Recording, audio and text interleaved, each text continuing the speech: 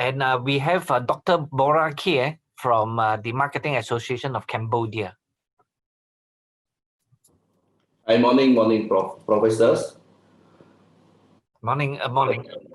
Okay, and welcomes all the members of the ASEAN marketing that joined the forum today. But normally that we meet together face to face, but for this year we cannot. But we are fine to see that everyone here now over 580 people on the participants to join this virtual summit today, right? So from Cambodia, I just share something about how's the impact and now what happened in Cambodia. And now after that, COVID that can happen a few months back in 2019, and then in terms of economic. So we see that in overall economic in Cambodia is impact three main majority in terms of economic in Cambodia. One is impact by the Chinese that they went back to China because we have a lot of Chinese that investment in Cambodia, especially at the Sihanoukville province that they are on the seaport and a casino over there. That the late 2019, that is a big impact for us. And after that, we also impact by the EBA. So the EBA is about everything but that is all the export to the Europe have to cut down about 20% of the impact on our export of the economic wise. And then after that, another impact on the COVID, that also the impact from the COVID as well. Okay, next slide, please. So you see if, somebody, okay, our friend that know Cambodia, some is not know Cambodia. So we are like a country that covered by 135 kilometers square. So our population is about 16%. So for this year, we are very bad. Actually, in terms of GDP, normally Cambodia's, okay, almost last 10 years, our GDP grows about 6 to 7% year-on-year growth. But 2020, the estimate is declined by -4%. So the inflation is still, is still very impact to us a little bit as well. That is about 2.1%. So, okay, please next. So we see Cambodia, I think that COVID for us is not really a big impact to our populations. Actually, we are impact about the case that so far only have about 294 people only that impact by the COVID. And then among that, okay, 288, okay, is still recovers, and then a few people are only that in the active case, and then they still continue to stay at the hospital or at the current times area. So we are, I say, Cambodia is lucky for us among all the countries that I also appreciate to my government that take very serious action from the start, that they see that, okay, this is a big impact for the people. That's why he take a very action to the people, okay, do some things, okay, stop flying, okay, from the other country over the world to Cambodia. I think that is a big learning, that is a good learning for us, that we see that, okay, we can protect very well. So, okay, next slide, please. Yeah, so we see that impact from the COVID. I see that, okay, we are a lot in terms of manufacturing that are closing as well. So their closing is about 15,000 that their impact.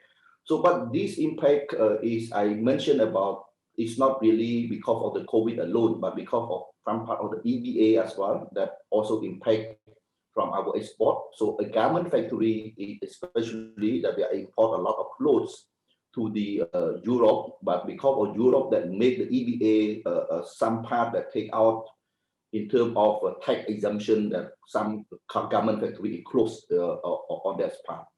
But having said that, the impact is also from the part of the COVID in terms of business, especially I can say part of the tourists is no tourists. I think most of the tourists is gone.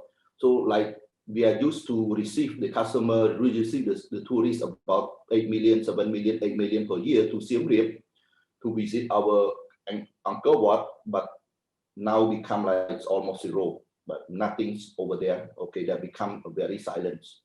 So all these kind of things, that the most impact that we can see in Cambodia is about the industry. Some industry are very, very impactful and very, very painful. And then we lose a lot of job as well in terms of industry that are closing, especially from the garment factory and from the tourist industries. Another thing that we are most impact as well is about the delay on terms of export and import. So we know that, okay, Cambodia is a lot of import country, especially from China. So I experienced on myself that, okay, the impact normally is very, very high in terms of delay. Normally, we are run about 2 weeks, 3 weeks in terms of import from China to Cambodia. But the impact of the COVID and now become delay and more delay, somehow become like delay up to 4 weeks, 5 weeks, you know. So this is a very impact in terms of the business as wise, that we are shortage in terms of import, the raw material productions, that the way that we see that the delay in terms of import and delay of export to the world is very, very impactful as well. Especially we know Cambodia is a lot of impact on the export of the rice. So many months that happened during the COVID, I can say that, okay, a lot of rice productions is very, very slow. And then export is not there to export to the world. That is the major impact, that the big impact to Cambodia. Okay, next slide, please. So we see that what have been changed during this transition. Somehow we can see that, okay, we cannot stop the world. Okay, universe, we cannot do anything with the universe. So we have to adapt the environment. So luckily, Cambodia, we are not really a lockdown country for many months like Malaysia or Singapore, but we are lockdown country about, I can say, a month. It's not really a complete lockdown, but just like maintain the people, not really go anywhere, like closing some office is closing, office that we see that, okay, impact are closing. And then the restaurant, okay, KTV, or entertainment, school is also closing. So even until now, there are some schools still keep the closings, but they are open a little bit, but with the distance and then with the instruction properly from the government, from the Ministry of Education. So we see that, okay, based on this kind of thing, that we can say that the changing in terms of digital to Cambodia. I say that people, some company, okay, are ready, some company are not ready actually for when the transition thing happen. So people is not really familiar that, okay, they have to work from home actually. So they have to change the environment, like myself also, that we never work from home, but during the lockdown, I can say I locked myself about 1 month to work from home. And then in terms of technology, I found that, okay, there is a very complicated that people very hard to adapt in terms of using the Zoom, using the Microsoft Teams, using the Skype to make a con call, especially all the documents that they need to approve. Mainly like you have to comply your company or go into the digital, signature, digital approval, this kind of thing that we have changed a lot in terms of digital platform in Cambodia after the impact from the COVID. That is one part in terms of the change and working environments. So the other second thing that I foresee that, okay, the change in the education systems. So after the impact can happen, I think that about 2 weeks after the thing that the government is declared, okay, the school have to close down. So some school is struggle to do in terms of online training. So online training is start from big school, I can say, but mostly in private school, but in the government school, in the public school that handled by the government, they are completely shut down. Okay, the student have to stay at home. I think that is very, very pity as well, because the technology is not really there from the government, from the government to support in terms of education systems, especially that all the students that are living at the countryside. I think until now, I can say until now, it's still very struggle for them.